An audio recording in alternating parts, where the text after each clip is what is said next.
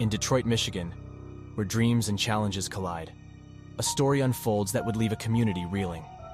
It's a tragic tale that centers around the life of Zambrecia Works, a 22-year-old whose journey took her from the heights of ambition to the depths of an unthinkable fate.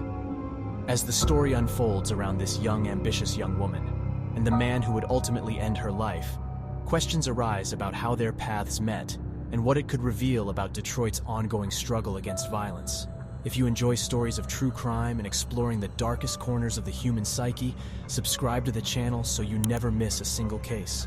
Please be advised that the following video contains graphic depictions of violence. Viewer discretion is advised. Nestled on the shores of the Great Lakes, Detroit is a city that has long captured the world's imagination. Known as the Motor City, it once stood as a beacon of innovation and prosperity, a hub of automobile manufacturing that fueled the American dream. The towering skyscrapers, grand theaters, and Motown music echoing in the streets was a testament to the city's rich artistic heritage. However, beneath the surface of Detroit's legendary success story lay the seeds of its struggles. The city's rise and fall are interwoven with complex social and economic factors. The decline of the auto industry, combined with a shifting economic landscape, left swaths of the city abandoned and hollowed out. These decaying structures and empty lots serve as stark reminders of a past that has slipped away. Detroit today is a city of contrasts, where gleaming new developments stand next to dilapidated buildings, and bustling neighborhoods share space with desolate streets. The people of Detroit are resilient, and their determination to rebuild and reshape their city is evident.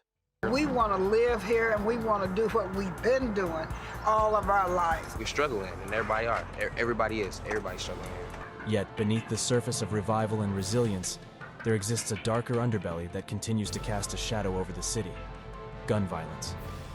Detroit, like many other urban centers, grapples with the tragic consequences of firearms in the wrong hands.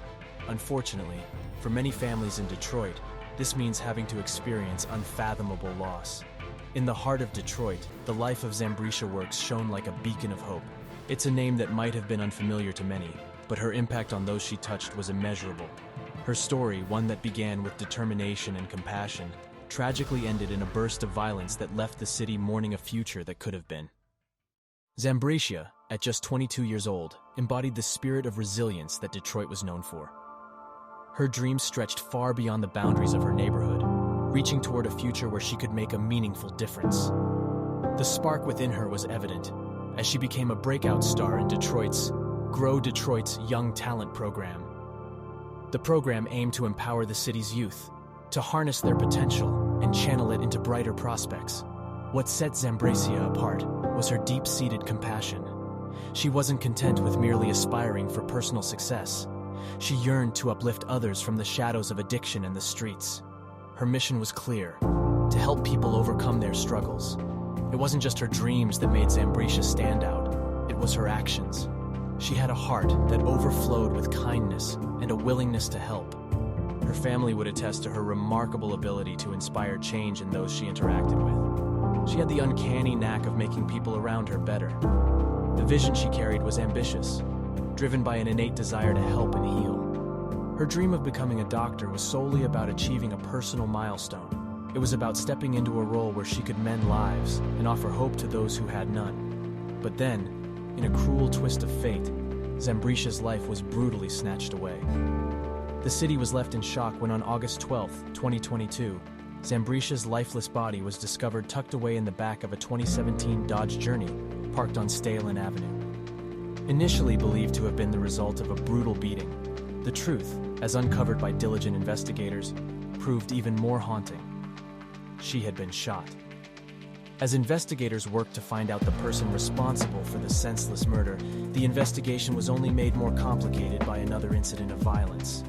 Just days after Zambrecia's body was discovered in the same area, someone fired from an SUV around 2 p.m. at the intersection of Vassar and Stalin Streets, hitting two men in their early 20s. One of the two men was able to flee from the location on foot, seeking safety, while the other was left in critical condition at the hospital. Residents of the area who saw the shooting unfold in their homes couldn't ignore the grim spectacle. They watched this random shooting against the backdrop of a makeshift memorial on the corner for Zambrecia Works, who had fallen victim to the same kind of violence. Detroit police worked tirelessly to piece together the puzzle, to determine if the recent shootings were linked in any way. The uncertainty only added to the unease that pervaded the streets. A vigil, held by Zambrecia's grieving family, only emphasized the collective grief in the air. Not just for the families affected, but for residents of the city who were exhausted at seeing lives cut short by senseless gun violence. It didn't take long for the trail of evidence in Zambrecia's case to lead investigators straight to 46-year-old Gregory Reynolds. He was an acquaintance that had known Zambrecia, and it was reported that the pair had gotten involved in an argument. What started as an ordinary dispute between two individuals quickly escalated into a horrifying act of violence that robbed Zambrecia of her promising future. While the details of their argument that fateful day remain unclear, Gregory made a chilling statement to a witness, saying he needed to finish her off because he feared that she would involve her associates. Gregory Reynolds was arrested and charged with 1 count of first-degree murder, 1 count of felon in possession, and 2 counts of felony firearm. He was remanded to jail and held without bond, a decision influenced not only by the gravity of the crime he committed, but also by his history of weapon-related offenses. While gun violence is by no means exclusive to Detroit, the city's history and socio-economic challenges have contributed to the issue. Unemployment, poverty, and lack of access to education and healthcare have created an environment where desperation and hopelessness can take root. These factors, compounded by the easy availability of firearms, form a toxic cocktail that can erupt into violence. Zambrecia Works' life held the promise of positivity and healing, an inspiration for her community. Her untimely death and murder serve as stark reminders of the fragility of life and the tragedies that can unfold in the blink of an eye. In a city seeking to rise above its challenges, her story of a life cut short far too soon stands as a poignant testament to the urgent need for change.